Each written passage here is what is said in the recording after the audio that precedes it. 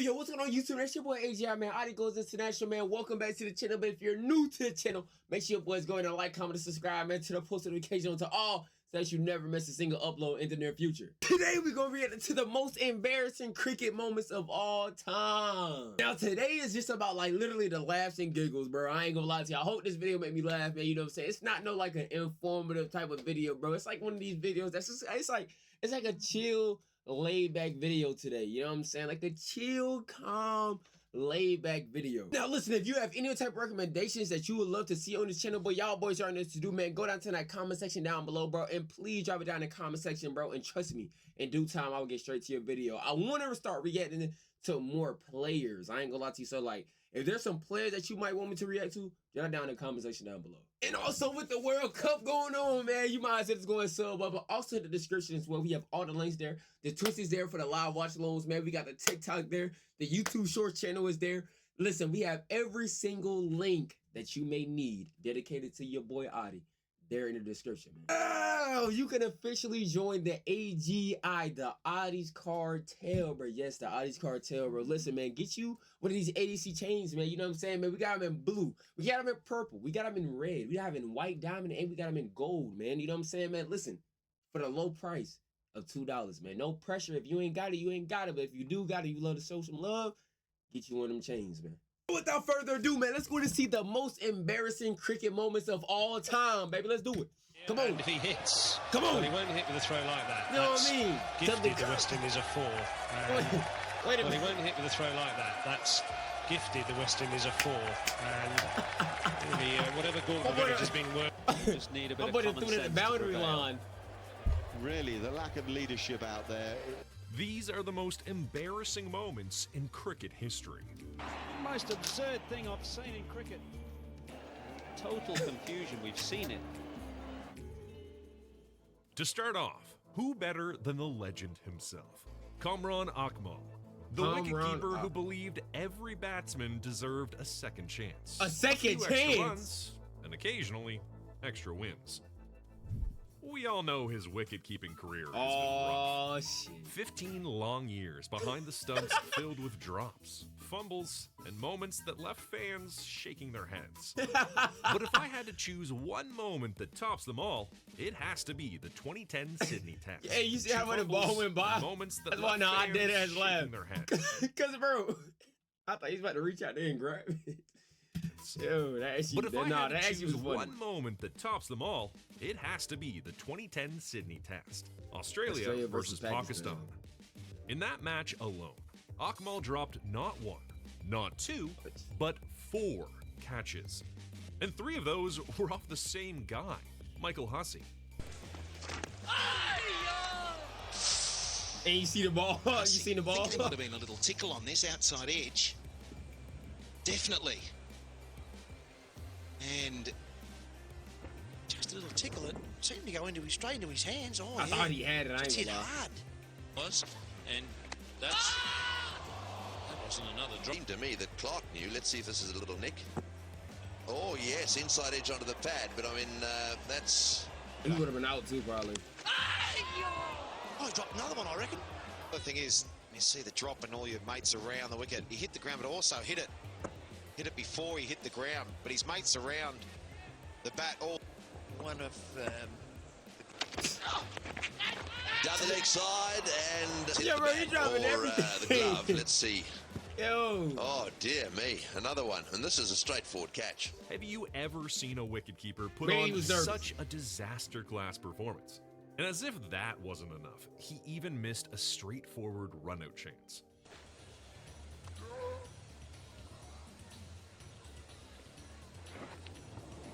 What was he doing? Maybe he was thinking about something, bro. Maybe he was thinking about something. Who basically got 3 lifelines, smashed a brilliant 134 and flipped the game on its head. He goes again. Down the ground. A match Pakistan should have won comfortably turned into one of Australia's wildest comebacks. He is out. I can't even imagine that dressing room meeting afterward.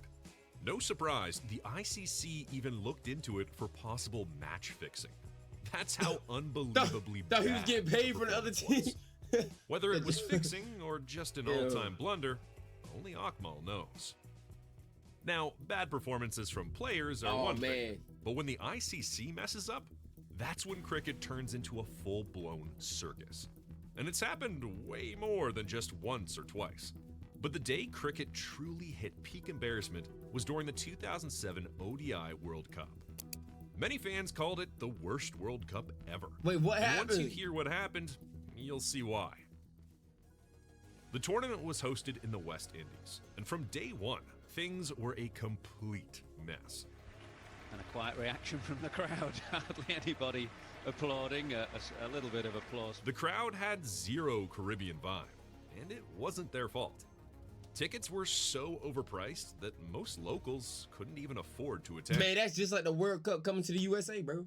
Like, that's, bro, the prices, bro, the price, don't even get me talking about it, bro, the price is insane, gang. Like, bro, I'm just literally gonna be watching the game at home for free. I ain't gonna lie to you, like, bro, like, that's just what it is, man. So, as expected, the stadiums looked half empty, even when the West Indies were playing. Damn, The it do match look timings empty. were disastrous, too. Matches would start around midnight for subcontinent fans, making it impossible to follow consistently. Then came the tragic death of Pakistan's coach during the tournament, and the investigation R.I.P. afterward Bob. was handled in a way that many felt was insensitive and unprofessional. There weren't many close games. Excitement was missing, and both India and Pakistan got eliminated in the first round. By this point, the whole tournament So just crazy, felt bro, like because it was India and Pakistan literally about to play in a couple days, and I cannot wait for it, bro. Oh my gosh, I hope I can watch it live. falling apart. And then came the final, which took the embarrassment to a whole new level. Australia versus Sri Lanka, the two strongest teams in the tournament, had stormed into the final without any real trouble. But with the way this World Cup had been going, of course, the final wasn't going to be normal. Rain delayed the match by 3 hours, cutting it down to Damn. 38 overs per inning. Australia batted first and absolutely hammered 281 in those 38 overs. When Sri Lanka came out to chase, they actually looked steady until They the must have rain slowed returned. down. Oh, Another stoppage, more overs cut, another target adjustment. But once things finally resumed, Sri Lanka's innings crumbled. The equation had blown up to 64 runs off 18 balls, Damn. with just 3 wickets in hand. At that point, everyone knew how this was going to end. The light kept getting worse. Dark clouds rolled in. Visibility dropped. And here's the crazy part. The stadium didn't even have floodlights. And umpires eventually had no choice but to offer light to the batters. So, with the conditions getting darker by the minute, and the chase basically impossible, Sri Lanka finally gave in. Game over. That's so Australia unfortunate, won the though, match. bro. Australia have won the World Cup of 2007. That's so unfortunate, though, bro. They've Like, done it in extraordinary circumstances. The team exploded into celebration. They just secured their 3rd consecutive World Cup title. The crowd went wild, and the ground staff rushed in with the presentation stage. But then, something unbelievable happened. oh, what Right happened? in the middle of the celebrations, the umpires walked up to the Australian team and calmly informed them that the match wasn't actually over. They That is what actually told them to come back tomorrow to finish the game. Yes, bro, because I'm like, bro, now what if Australia lost? Yo, you know how pissed I'll be? But like, why tell them that they won? They really didn't even win though. Like, and I feel like, bro, that was so like unfortunate for all. I mean, not Australia, but Sri Lanka. Like, bro, like what? Ponting froze on the spot. His expression said it all. Mate, you've got to be joking. The match Mate. was already decided by DLS. Both teams had agreed on it, and everyone accepted the result.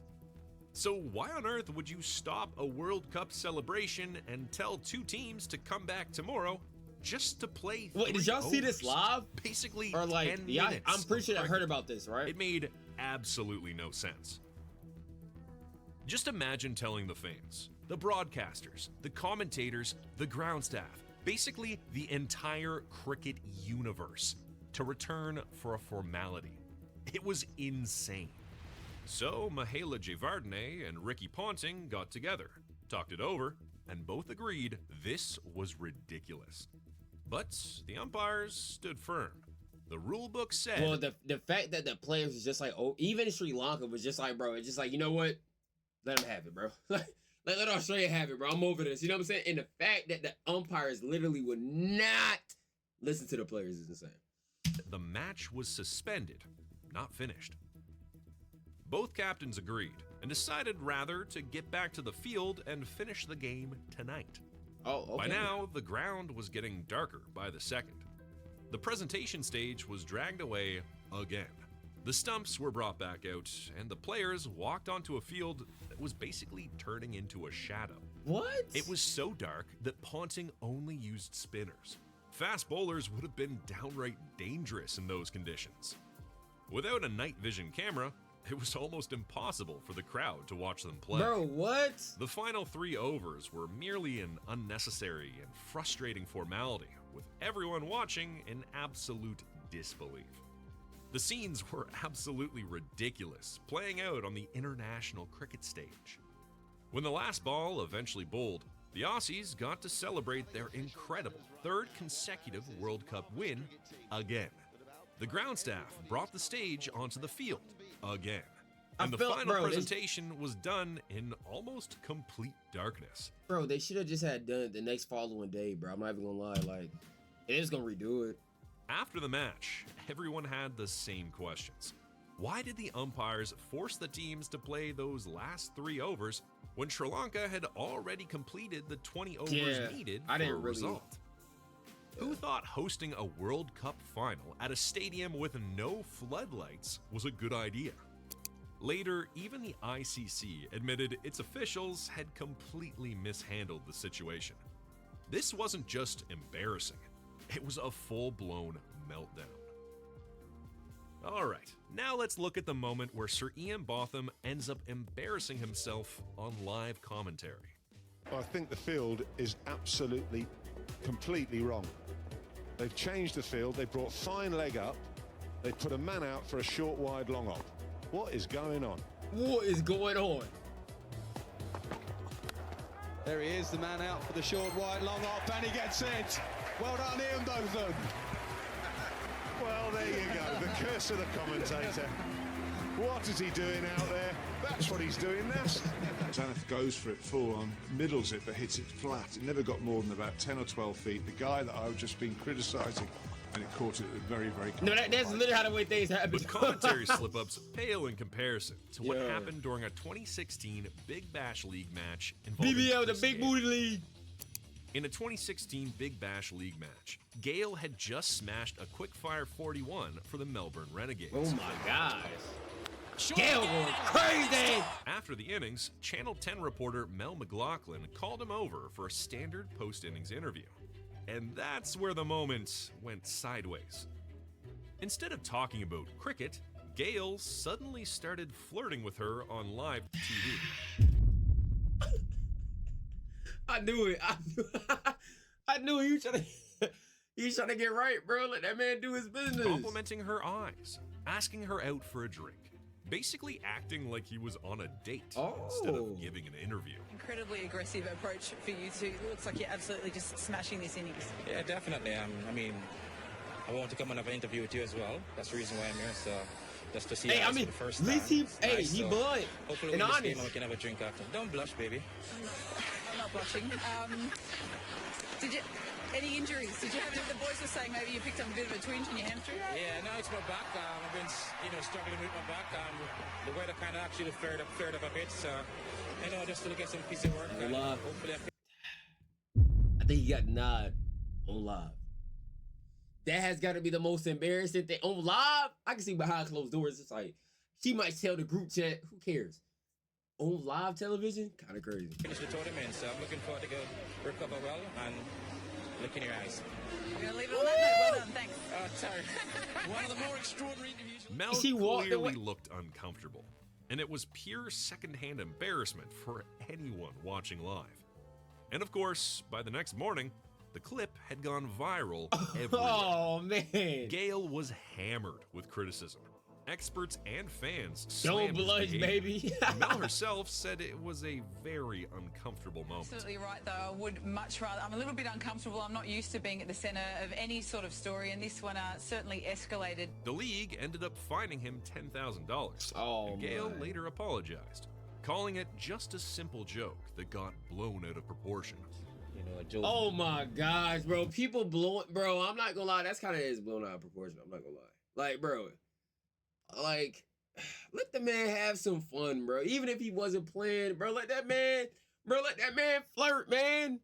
Like, he didn't even touch her, like, bro, like, you know what I'm saying? Like, chill. On the other hand, you know, it seemed to went out of proportion. There wasn't anything meant to be disrespectful or offended to Mel, and if she felt that way, you know, then I'm really sorry for that. But now,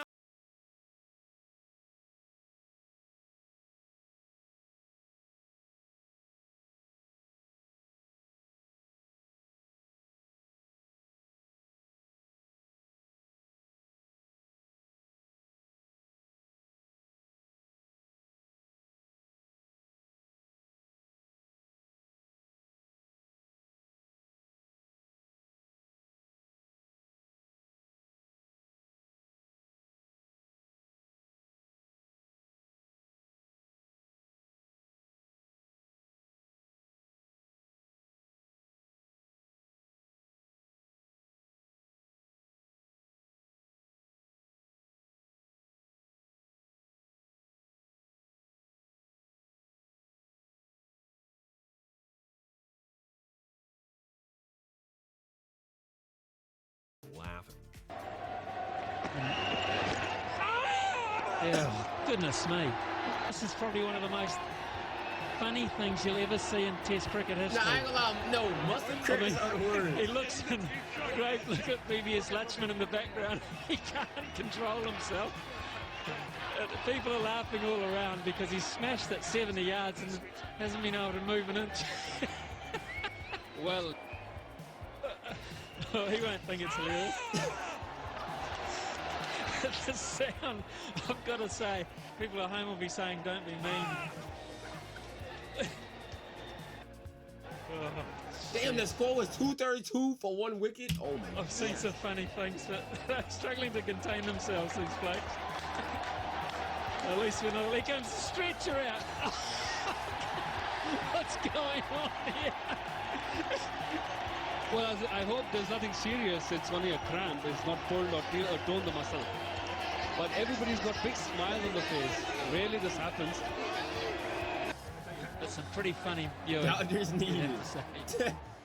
But nothing, and I mean nothing, comes close to the hilarious blunder involving former Indian cricketer and commentator Arun Lal.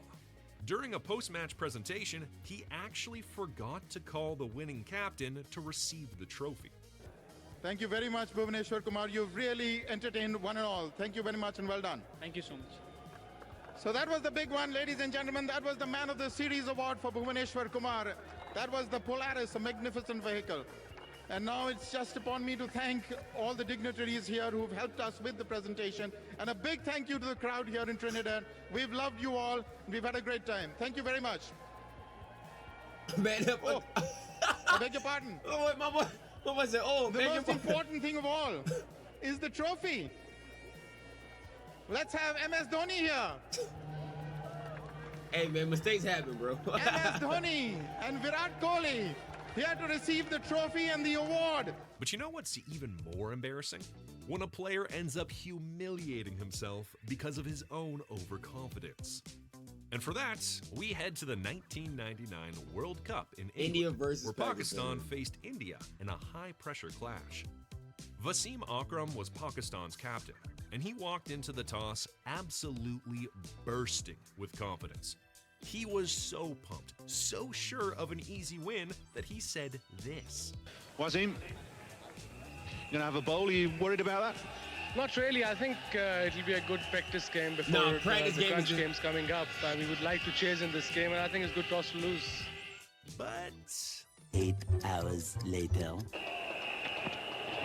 He's hit that one. This could be out caught. It's gonna be a cramp. Beautifully taken down on the boundary. Chasing 227, Pakistan bowled out for just 180, losing by 47 runs. And after the match, Akram had this to say. This semi-final place is in a bit of jeopardy, isn't it? I think so. I think we make things difficult for ourselves. The whole team. We have to really work hard against Zimbabwe because they are. No. What happened? What? What happened? I thought he said it was a good practice game for the next upcoming games, man. What happened? Well, yeah, you were okay, weren't you? And keen to bat second today. It just didn't work for you. No, we have to just learn to occupy the crease for 50 overs, and that's all. I think. Hopefully, we're gonna make we learn from our mistakes in future game against Zimbabwe. But Bangladesh's DRS call was next level ridiculous. They actually reviewed a clear bat before wicket. On-field decision, not out. It's a fair delivery from. Okay, thank you. Just roll it for 3 for me one more time. And speaking of embarrassing moments, Pakistan's Hassan Ali delivered one of his own.